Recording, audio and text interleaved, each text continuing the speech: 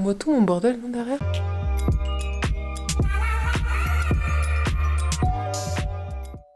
Hello guys! Comment ça va aujourd'hui? On se retrouve en ce dimanche. Aujourd'hui, je vais vous parler du Canada et de Montréal. En fait, je vais vous parler de ce que j'aurais aimé savoir avant de venir. Je vais la choumer.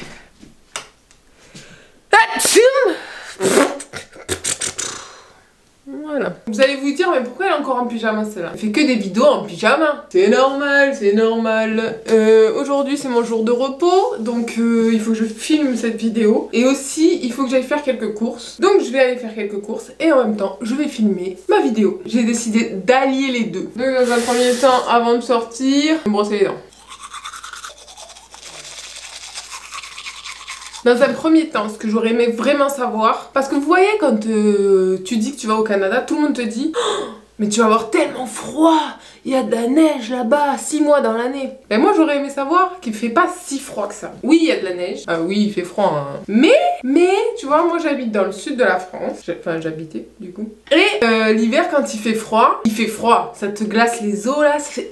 Là ici non, oui t'as froid, mais c'est extérieur. Là par exemple il faut que j'aille acheter de la crème pour les mains parce qu'il a fait tellement froid. En fait tu sens pas mais ça te gerce les mains. Alors ça n'a jamais fait ça en France. En gros je supporte mieux le froid canadien que le froid du sud de la France. Et en réalité ce qui me déplaît le plus l'hiver au Canada, c'est pas la neige et le froid, c'est le fait que le ciel il soit toujours gris. Où est passé le soleil? Non mais je vous jure, là l'hiver, bon il dure pas 6 mois, j'exagère. Là j'ai les premières neiges, on est le 22 novembre et c'était la première neige hier. Donc bon, et ça finit fin février, début mars. Ouais, ça fait 4-5 mois, quand même un peu long. Franchement ça passe crème. Donc ça c'était mon premier point. Il fait pas si froid que ça. Il fait froid, mais pas si froid que ça. Et il fait trop gris à mon goût. Je pense que j'aurais aimé savoir qu'il pleuvait souvent. Bon, il neige aussi souvent. Il pleut, il fait gris.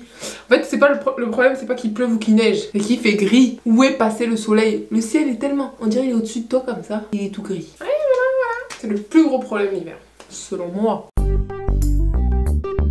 Ah oui, je vais revenir sur ce que j'aurais aimé savoir sur l'hiver canadien, donc mon astuce numéro 1, parce que j'ai oublié des choses. Oui, il fait pas si froid que ça. Enfin, il fait froid, hein. Il peut aller jusqu'à moins 40. Mais il faut un bon équipement pour pas avoir. Et ça, j'ai oublié de le dire. Personnellement, j'ai un manteau, il m'a coûté 200 $, North Face. Mais 2 critères pour un bon manteau, ça sert à rien d'acheter un manteau Canada Goose. Tous les Canadiens se foutent de notre gueule, ok? Parce que tous les Français font ça. Les trucs indispensables, selon moi, c'est qu'il soit long, à hauteur sous-fesse minimum. Moi, il arrive au-dessus du genou et la capuche, c'est vraiment indispensable, je vous jure. L'hiver, je mets juste ça, mes bottes et c'est fini. Je mets pas de bonnet, je mets pas de... Ah si, il faut les gants aussi. Il faut des gants, il faut des poches accessibles dans le manteau. Je vous jure, c'est indispensable parce qu'il faut vite rentrer ses mains. Les extrémités, c'est ce qui pique le plus. Là, cette année, normalement, je mets un cache-cou. Mais là, cette année, vu qu'on a le masque, je mets le masque et hop. Et aussi, ce que je voudrais aimer dire, c'est pourquoi le froid, tu le sens pas autant? Parce que Montréal, tout est en sous-sol. T'as des espèces de labyrinthes, selon moi. Tu peux aller partout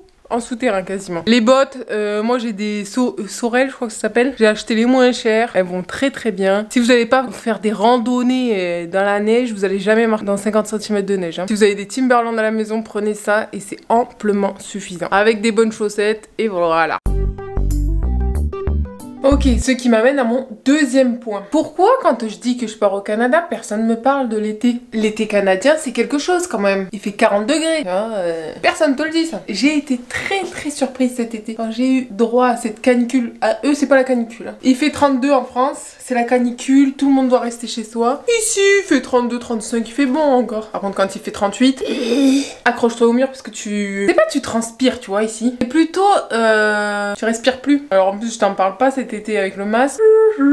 Personne ne te parle de ça et je pense que c'est très important. Moi j'aurais bien aimé savoir qu'il faisait 40 degrés l'été. Troisième point, une de mes plus grandes angoisses parce que je suis très nulle en langue, c'était que l'anglais me soit obligatoire. L'anglais n'est pas nécessaire, surtout au Québec. Parce que je pense qu'ailleurs, oui, parce qu'il parle anglais. Donc l'anglais n'est pas nécessaire au Québec, mais surtout à Montréal, je pense qu'il te facilite quand même la vie. Bon, moi, je parle anglais comme une vache espagnole et franchement, ça passe. Mais si je savais un peu plus parler, je pense que je me débrouillerais mieux dans la vie.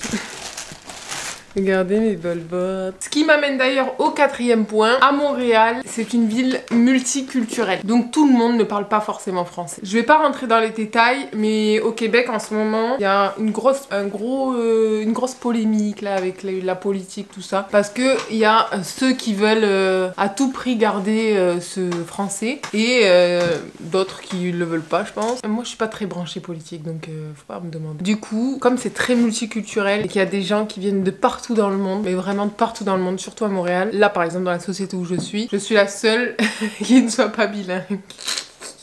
Ce qui peut créer un certain inconfort, surtout pour moi. Eux, en vrai, ils s'en foutent un peu. Hein. Ils me parlent en anglais et moi, je leur réponds en français. C'est à toi de t'adapter dans le pays dans lequel tu viens vivre et pas l'inverse. D'ailleurs, les amis...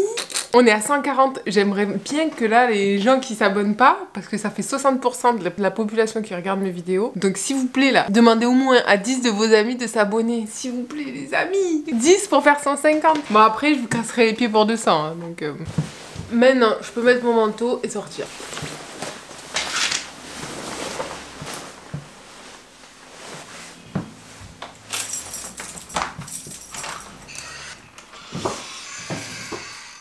Cinquième point. Oui, effectivement, les Canadiens sont full nice. Bon, ils sont hyper gentils, mais faut pas non plus les prendre des jambons. Ils sont gentils, pourquoi? Parce que c'est une question d'éducation. Comme le français peut paraître hyper grognon, comme le Canadien peut paraître hyper gentil. Mais c'est qu'une question de premier abord.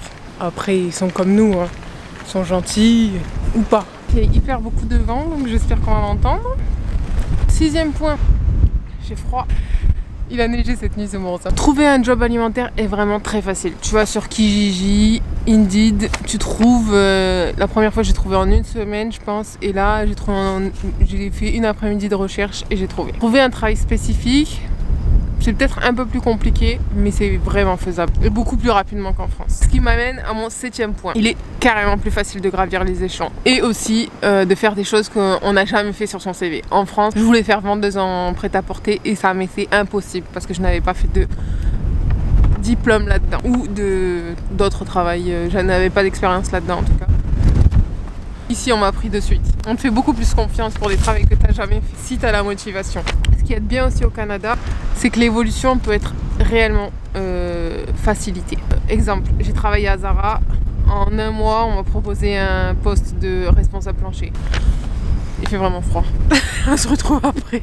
8. Au Québec, tu peux quitter ton emploi sans préavis, même s'il est recommandé de donner 2 semaines de préavis pour avoir des meilleures références. Les références, ça compte. Si tu veux un autre job juste après, ils vont forcément, dans 80% des cas, ils vont appeler ton job d'avant. 9e point, le système de code de crédit et de carte de crédit n'est pas si compliqué que ça. Il suffit juste de comprendre. Quand tu vas ouvrir un compte au Canada, mais ça me fait une coupe à l'eau chaude. Quand tu vas ouvrir un compte au Canada, tu vas avoir une carte de crédit et une carte de débit. La carte de crédit, elle sert à avoir une cote de crédit et tu as besoin de ta cote de crédit pour beaucoup de choses. La cote de crédit, ça va te servir à dire que tu es un bon payeur ou un mauvais payeur. Plus tu vas faire des achats avec ta carte de crédit, plus tu vas avoir une bonne cote de crédit. Si tu as une facture d'électricité et tout, si tu les règles à temps, ta cote de crédit monte. Parce que ton crédit, tu dois le payer à chaque mois. Et si tu le payes en temps et en heure, ta cote de crédit monte et tu es dans le vert. Donc tu es un bon payeur. Je sais pas si c'était très explicite, mais je vous jure, au début ça paraît hyper compliqué parce que nous les Français on n'a pas l'habitude de réfléchir à crédit. Quand on te prête 500 $ et tu dois utiliser ces 500 $ et les rembourser après, mais en vrai c'est vraiment facile de s'y mettre. C'est un peu comme le découvert autorisé, sauf qu'il faut tout le temps t'en servir pour pouvoir avoir une bonne cote de crédit. Il fait vraiment froid, on se retrouve à la maison.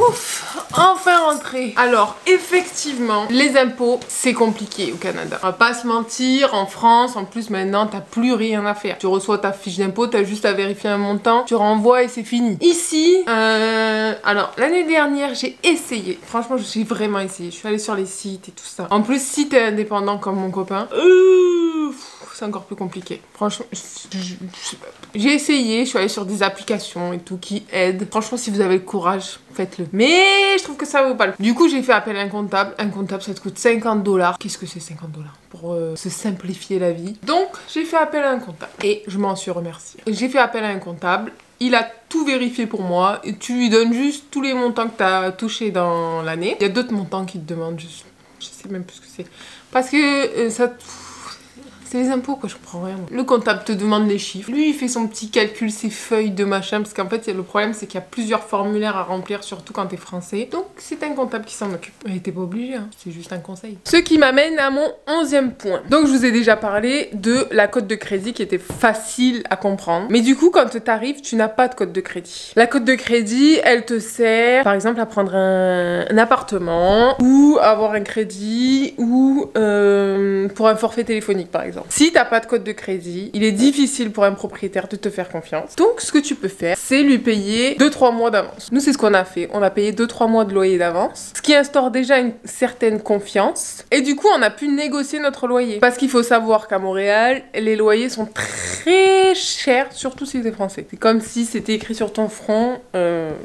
Je vais pas dire pigeon, mais presque. Surtout en ce moment avec le Covid, ils arrivent moins à trouver des locataires. Donc tu peux négocier ton loyer. Et pour négocier ton loyer, tu peux lui payer des loyers d'avance. Comme ça, il se sent plus en confiance. Ça c'est du donnant-donnant en fait. Ce qui m'amène à mon 12e point. À Montréal, bon, je pense qu'ailleurs aussi, mais en tout cas à Montréal, c'est sûr, tu peux trouver des produits français. Tu peux pas trouver de tout, mais tu peux trouver pas mal de choses. À Métro, Provigo, Métro Plus, surtout tu en trouves. Où est-ce que tu peux aller aussi hein? Il y a des détails. Ça s'appelle Discount ou un truc comme ça. Genre c'est une petite épicerie qui vend que des produits français. Tu peux trouver de l'Ice Tea, de l'Emmental, du Roquefort, du Camembert, français hein, bien sûr. Tu peux trouver des Haribo. Tu peux trouver des biscuits, notamment les Saint-Michel, il y en a beaucoup ici. Des madeleines. Bon après je t'avoue, moi il y a toujours des produits français qui me manquent. C'est indéniable. Le problème c'est les bonbons. Parce qu'ici les bonbons ils sont pas très bons. Donc tu peux trouver quelques produits français qui te rappellent ta très chère France. Ou te les faire envoyer par tes amis ou ta famille, hein, comme beaucoup font. Ah ouais, il y a un autre point aussi que j'aurais aimé savoir, c'est quand tu vas dans les toilettes publiques, au Canada et en Amérique en général d'ailleurs, on voit à travers. Non mais, tu fermes la porte et il y a un rail comme ça et les gens peuvent te regarder. Et toi, tu peux regarder les gens, comme dans les films. Comme dans les films quand elles sont dans les toilettes au collège, qu'elles parlent d'elles et après elles peuvent voir dans le tronc. Tout pareil. Comme ça là, je vous mets une photo, tiens. De ce qu'on voit à travers. Ouais, quoi? J'aurais aimé savoir, moi. Sur ce, les amis, moi, je vous dis à la semaine prochaine. N'hésitez pas à vous abonner. On l'a dit, hein, bientôt 150, s'il vous plaît. On met un petit j'aime, là, parce que j'ai vu qu'il y en avait plein qui regardaient ma vidéo, mais qui mettent pas un j'aime. N'hésitez pas à me laisser un commentaire si vous aussi, vous venez au Canada et que vous avez des questions. Je me ferai un plaisir d'y répondre. Je vous dis à dimanche prochain et... peace!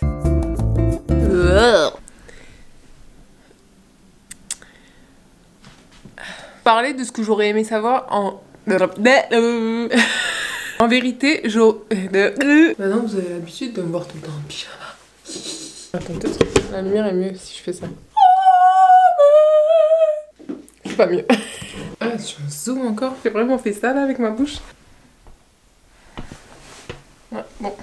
Le truc, c'est qu'une... C'est le lit. Bonjour. Ah oui Merci monsieur. Je retire ce que j'ai dit. T'en fous le bizarre, je vais avancer vers là. Hein parce que lui il est chelou. 9e point.